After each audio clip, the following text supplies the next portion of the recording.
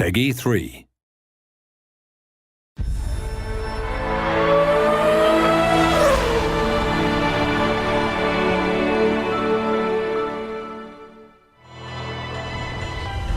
Welcome to the second developer diary for F1 2011.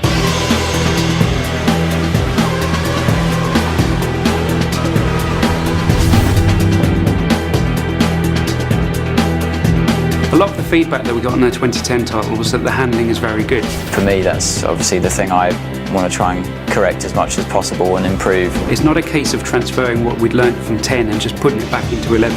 The suspension has changed completely.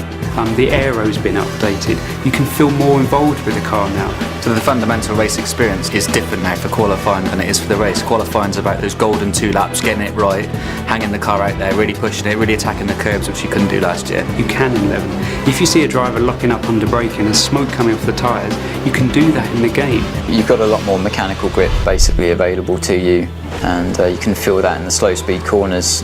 I think it's fair to say last year we were trying to balance handling and AI at the same time, whereas a year later we've already got that foundation there. The easiest way to look at the AI this time around is they're more dynamic in their decisions. In F1 2010 they would often make the right decision, but then that situation would change and they were committed to a course of action, whereas in F1 2011 they're aware of all the variables, all the surroundings, and they're able to adapt their responses on the fly if things change. It's about them being in sync with the player, following the rhythm of the race. You know, they'll go for an overtake, a bit of draft, and all of a sudden that side of the track's not the right one to be on. They're much more likely to pull back in rather than just try a crazy move around the outside. I mean, they can certainly make mistakes.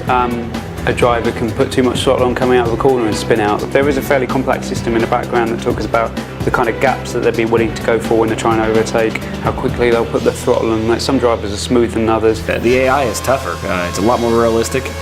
You're fighting with them a lot more. They're faster. It's a lot of fun. The handling's much better than last year. There's a lot more control than there used to be with the oversteer and the understeer. You can really feel the car and also save it if you get a bit of a moment.